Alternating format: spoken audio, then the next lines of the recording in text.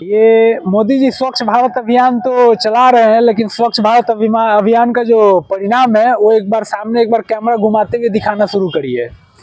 ये नदी का नाम बूढ़ी गंडक है। ये हमारे गरखा प्रखंड में पड़ता है। बिहार का एक छोटा सा प्रखंड है छपरा जिला में।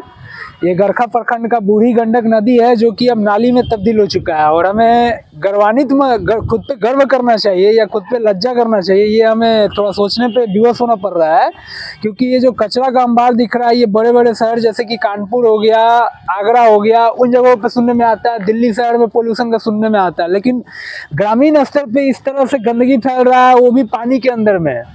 तो ये जो जल का प्रदूषण हो रहा है, इससे पहला बात तो ना लोग सीरियस ले रहे हैं, ना सरकार हमारी सीरियस ले रही है।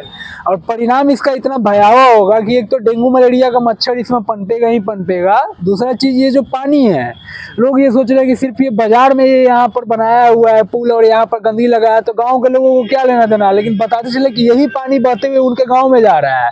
इसी पानी में गाँव के बच्चे नहाते हैं और साथ ही में नहाने के साथ साथ कपड़े भी इसी में धुलते हैं। सिंचाई में भी यही पानी का उपयोग लिया जा रहा है। और साथ ही साथ सिंचाई के बाद में अगर देखा जाए तो पीने के लिए पानी जानवर भी यही पानी पीते हैं।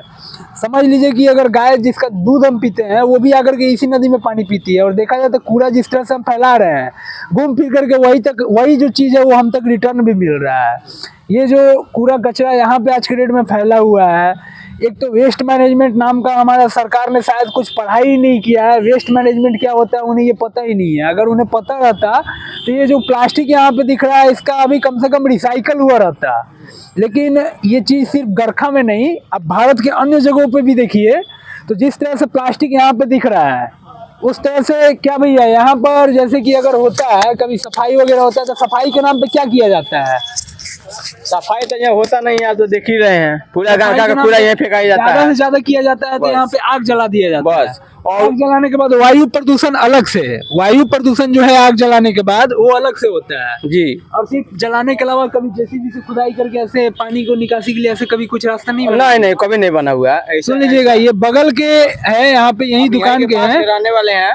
और ये सब काम कभी नहीं किया जाता है। पूरा गाँव का कूड़ा यहाँ फेंका जाता है। गंदगी तो फैल ही रहा है, इस पर ध्यान देना चाहिए। मुखिया जी के द्वारा यहाँ पे सफाई अभियान के तहत हर घर से कचरा अभियान चालू हुआ है। क्या यहाँ नहीं क्या हुआ है? यहीं पर लाके सब कुछ फेंका जा रहा है? सब यहाँ घर का सब यहीं कूड़ा लेके फेंकता है लोग। सुन सकते हैं, ये बहता हुआ नदी है, ये बहता हुआ नदी है और घर से लेकर के और बाजार तक का कूड़ा यहीं पे फेंका जाता है। बाजार के लोग तो यहाँ पे फेंक दे रहे हैं ये सोच करके कि चल भाई हमने घर को साफ कर लिया, लेकिन घर को साफ करने के चक्कर में बाहर में गंदगी फैलाया जा रहा है।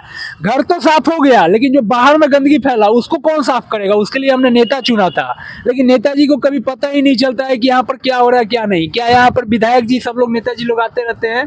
सब कोई आते हैं, इस पर कोई गौर नहीं करता है। कोई नहीं करता है। जबकि मुख्य मार्ग ये देख सकते हैं, ये आने जाने का सभी का मुख्य मार्ग है, लेकिन फिर भी यहाँ पे ये अंग्रेज के जमाने का बनाया हुआ पुल है। अंग्रेज ने जो पुल बनाया हुआ आज तक इसमें खरोच नहीं आया, एकदम पुल सही है, लेकिन जो नीचे इसका प्रदूषण फैल रहा है इसके ऊपर कोई ध्यान नहीं दे रहा है। मानते हैं इस बात को? हाँ, ये पुलिया तो बहुत पुराना है और इस पे बहुत भीड़ लगता है। अगर सरकार चाहे तो ऐसा वही बनाए तो लोग का सुविधा होगा जाने में। लेकिन ये जो कचरा नदी का फैल रहा है इसके बारे में क्या कहना चाहेंगे? इसके बारे में ये कहेंगे कि सरकार तो इस पे ध्यान दे। क्या आप मानते हैं कि गंदगी की वजह से हमारे स्वास्थ्य और हमारे समाज पे भी असर करेगा? ऐसा नहीं बात है। गंदगी की वजह से ये असर हमारे समाज पे भी साफ देखने को मिलेगा। नई नई बीमारियां जो अभी के टाइम में आ रहे हैं उनका कारण कहीं ना कहीं से ये गंदगी भी है, चाहे आप माने या ना माने। लेकिन ये गंदगी जो है अगर इसे साफ नहीं किया गया तो घर साफ करने से कुछ नहीं होगा, बाहर का गंदगी हमें बीमार बना देगा।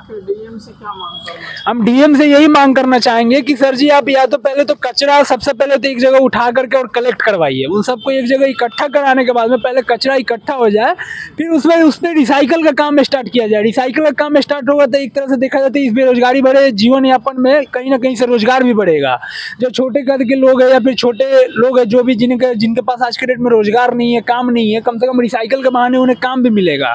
यहाँ पे प्लास्टिक होगा, मेडिकल वेस्ट होगा, फूड वेस्ट होगा, घर का बचा हुआ अवशेष होगा, लोहा भी हो सकता है, प्लास्टिक भी हो सकता है, बहुत सी ऐसी चीजें हैं जिन्हें हम फिर से यूज में ला सकते हैं, लेकिन उसके लिए पहले रिसाइकल करना होगा।